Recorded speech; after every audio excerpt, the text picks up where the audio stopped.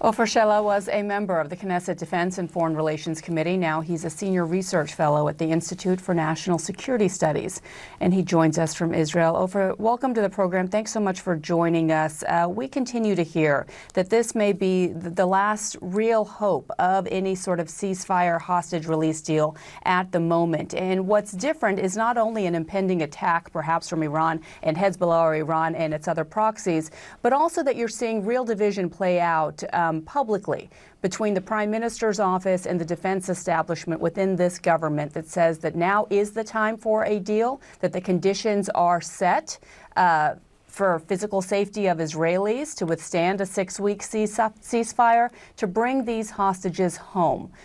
Do you agree with the Prime Minister's stance on this, where it seems he's dug in his heels for whatever reason, or with the defense and security establishment, which says that now is the right time?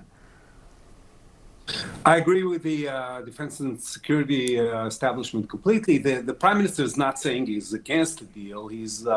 But he keeps, so we hear, he keeps adding new terms to the deal that make it harder for it. But we have to remember that even if Israel and the mediators reach an agreement, this does not necessarily include Hamas, which is, right, as you mentioned before, is not participating in the talks. We don't know where Yahya Sinwar, the leader of Hamas, is, no less, even more so, where he stands. And the stakes are, as you mentioned, are higher than ever, because right now, failure of those talks will mean almost surely an attack by at least Hezbollah, maybe Hezbollah and Iran, on Israel, to which Israel would have to retaliate, and the danger of a major regional war is becoming even closer. So what's at stake right now is really crucial.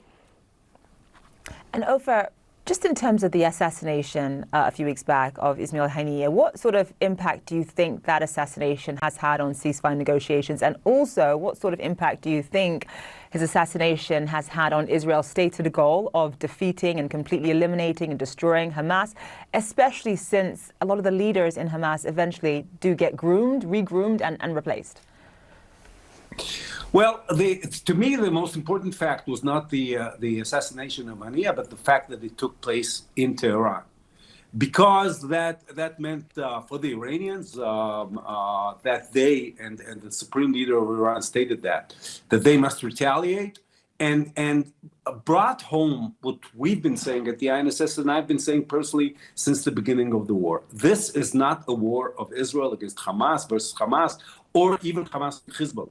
This is a war against what the Iranians call the axis of resistance, which means Iran and it's all of its proxies.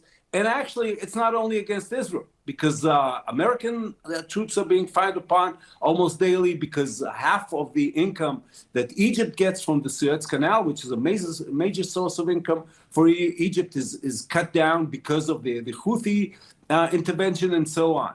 And we must look at it, as Israelis, we must look at it as a war against the axis of resistance, and we must see the desired outcome of the war, not only in defeating Hamas, but in establishing a coalition which would be a counterweight to the axis of resistance. And in that sense, I've been criticizing what my government's been doing quite often. But we have to remember that this is what's at stake here. And in this context, we must look at the assassination of Haniyeh.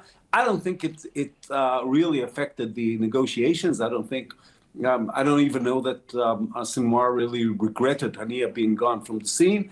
And Haniyeh, as a leader of Hamas and as a major perpetrator of the October attack on Israel, was definitely somebody whose assassination I don't regret. But the fact that it did happen in Tehran brought new complexities into the picture. Yeah, and not to mention the assassination of Fuad Shukr, which Israel did take responsibility for in Lebanon. And as you note, it's not just Iran that is threatening. Excuse me. Yes. Excuse me for interrupting, but that was retaliation for the murder of 12 Israeli children.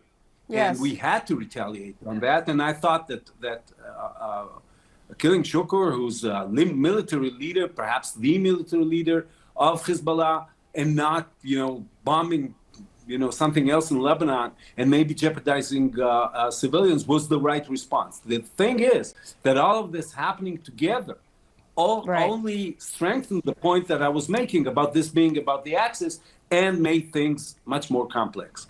Yeah, Fuad Shukr, we should note, also has the blood of over 200 U.S. servicemen on his hands as well. Ofer, Shelah, thank you. Thank you so Ofer. much for your time. All right, still